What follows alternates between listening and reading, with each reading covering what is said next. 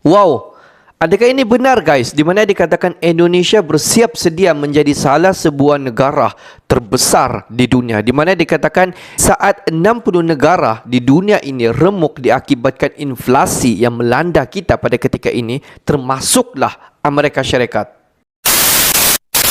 Hello guys, bismillahirrahmanirrahim. Assalamualaikum warahmatullahi wabarakatuh. Allahumma salli ala Sayyidina Muhammad wa ala ali Sayyidina Muhammad. Guys, welcome back ataupun selamat datang ke Musa Channel. Ini adalah channel YouTube aku, Musa bin Muhammad dari channel. Kepada subscriber di luar sana yang baru sahaja termasuk Musa Channel, jangan lupa guys, berikan sokongan kalian kepada channel ini dengan menekan ataupun klik tombol subscribe, like dan komen di bahagian komentar di bawah.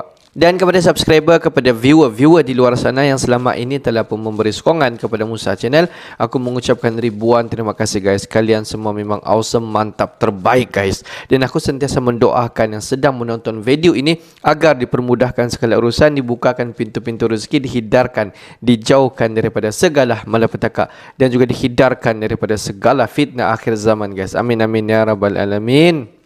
Guys, seperti biasa, hari ini kita akan buat sedikit lagi video reaction di channel Bagi-Bagi. Dan kalau kita zoom kepada tajuk utama yang kita react hari ini, di mana dikatakan Indonesia siap menjadi salah sebuah negara terbesar di dunia saat 60 negara remuk akibat inflasi, termasuklah Amerika Syarikat. Adakah ini benar guys? Jom kita semak dulu video ini. Seperti biasa di hujung nanti baru kita akan bagi sedikit kita punya respon mengenai video ni guys. Apa-apa pun jom kita semak dulu video ni.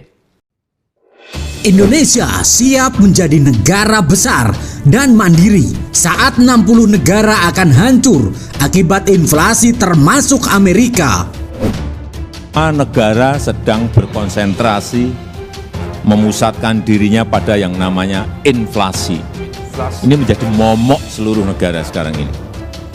Takut semua yang namanya barang yang namanya inflasi. Kenaikan barang dan jasa ini menjadi ketakutan yang luar biasa. Angka-angkanya coba kita lihat, inflasi kita kemarin masih di angka 4, Since the beginning of the year, over $50 billion have left emerging markets and developing economies. This is as much as it has gone into these economies for the whole of last year. So capital outflows is an issue. What the IMF does is to advise countries how to most appropriately deploy their policies to buffer their economies.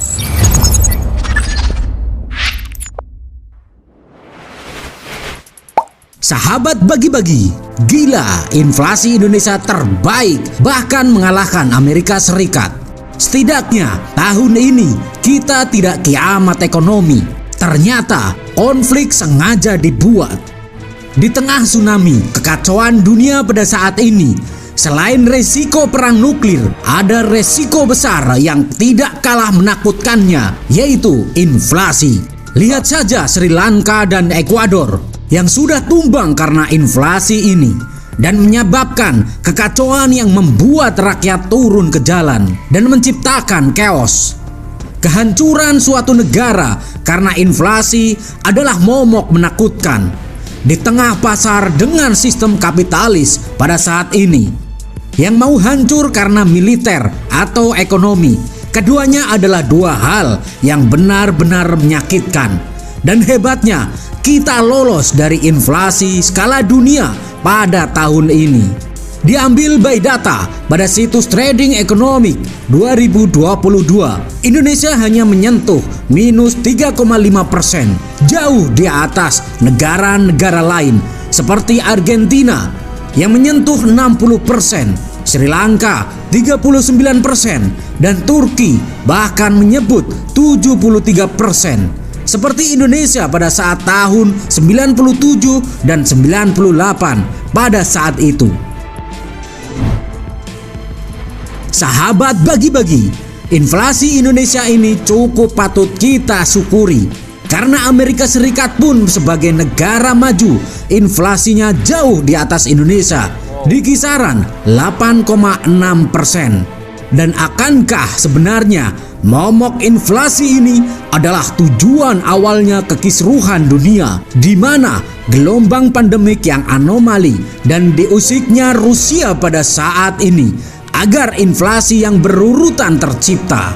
Mari kita bahas yang lebih sensitif saat ini. Gak usah protes kalau salah, silahkan dikoreksi. Yang jelas, inflasi bukanlah gorengan mendoan seperti keseharian makanan kalian. Inflasi dapat diartikan sebagai kenaikan harga barang dan jasa secara umum dan terus-menerus dalam jangka waktu yang tertentu. Jika deflasi merupakan kebalikan dari inflasi, yakni penurunan harga barang secara umum dan terus-menerus, perhitungan inflasi dilakukan oleh BPS atau Badan Pusat Statistik. Kenaikan harga dari 1 atau 2 beras saja tidak dapat disebut inflasi, kecuali bila kenaikan itu meluas atau mengakibatkan kenaikan harga pada barang lainnya. Sahabat bagi-bagi, Presiden Jokowi bahkan memberikan warning bahwa akan ada 60 negara yang siap ambruk karena diterjang dari radiasi inflasi ini. Perkiraan ini berdasarkan dari perhitungan organisasi Bank Dunia seperti IMF dan PBB. Jokowi menekankan Indonesia saat ini tidak berada pada posisi normal, dan beliau mengingatkan begitu krisis keuangan masuk ke krisis pangan, masuk ke krisis energi, kondisinya akan semakin mengerikan, di mana inflasi bergandengan erat dengan krisis-krisis di dunia seperti krisis keuangan, krisis pangan, dan krisis energi. Nah, yang jadi pertanyaannya, apa kaitannya dengan banyak konflik dunia pada saat ini?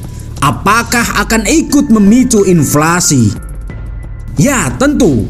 Setelah seluruh dunia diterjang pandemik yang berkepanjangan yang menyebabkan banyak dunia mengalami krisis keuangan, kini para elit memicu perang dengan Rusia agar terjadi krisis pangan dan krisis energi.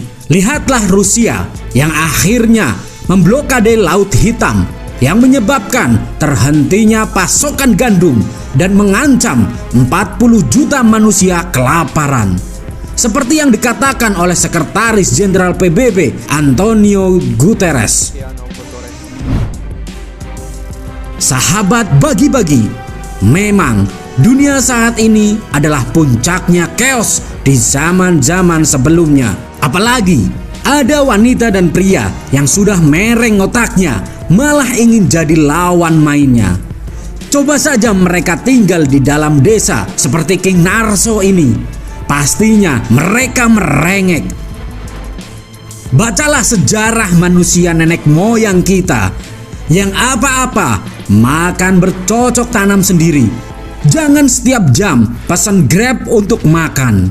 Kita sebagai penerus bangsa harus mandiri agar tidak merepotkan orang tua.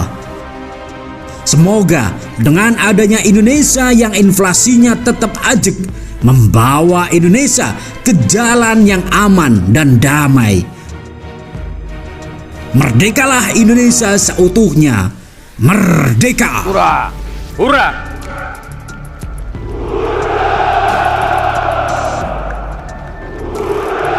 Guys, kalau kita tengok inflasi, bukan satu negara yang terkesan akibat inflasi pada ketika ini. Kalau kita tengok, satu dunia yang terkesan dengan inflasi yang melanda. Kalau kita tengok negara-negara besar yang lain, negara China, Amerika Syarikat, Rusia, dan ada beberapa negara-negara yang lain dikatakan juga mengalami inflasi. Tapi persoalan dia, inflasi itu apa? Kalau kita tengok menurut daripada video sebentar tadi, dikatakan kenaikan harga barang pada masa-masa tertentu. Dan deflasi itu apa? Deflasi itu adalah penurunan harga barang mengikut masa-masa tertentu. Kenapa berlakunya inflasi? Dan secara semua manusia yang boleh melihat kadar inflasi ini naik pada ketika ini disebabkan banyak faktor. Kita tengok faktor yang pertama adalah disebabkan satu dunia kita merasa apabila pandemik melanda. Kalau kita tengok faktor inflasi yang lain adalah akibat peperangan daripada Ukraina dan juga Rusia. Daripada faktor-faktor itu terwujudnya inflasi yang melanda kita pada ketika ini. Dan ada negara-negara yang lain boleh dikatakan mengalami bankruptcy diakibat inflasi yang terlalu tinggi di negara mereka.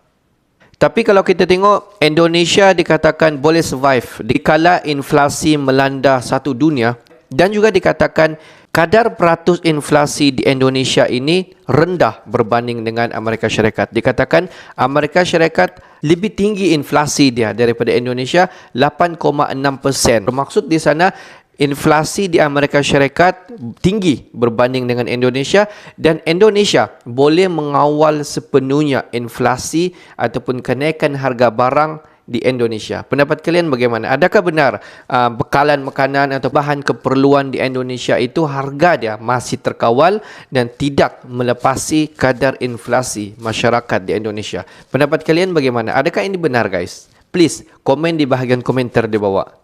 Dan kalau kita tengok sebenarnya kadar inflasi sesebuah negara, ya memang betul lah dia dipengaruhi oleh ekonomi semasa dan juga dipengaruhi oleh ekonomi dunia. Tetapi dia sebenarnya juga adalah daripada bagaimana pemimpin negara untuk mengawal ekonomi dalam sesebuah negara. Jika pemimpin negara dapat mengawal sepenuhnya ataupun mempunyai strategi ekonomi yang memang mantap, tidak mustahil sesebuah negara itu mampu untuk mengawal kadar ekonomi dan juga mampu mengawal inflasi negara untuk menentukan penurunan harga ataupun penaikan sesuatu harga. Seterusnya dapat mengawal inflasi yang dikatakan memang sangat-sangat teruk melanda satu dunia pada ketika ini. Okeylah guys, untuk hari ini sampai di sini saja sedikit information daripada Musa Channel, dan kepada subscriber, kepada viewer di luar sana yang belum lagi klik button subscribe, please guys to klik button subscribe, like dan komen di bahagian komentar di bawah. Akhir kata daripada Musa Channel, thanks for watching my video. Assalamualaikum warahmatullahi wabarakatuh guys. See you the next video guys.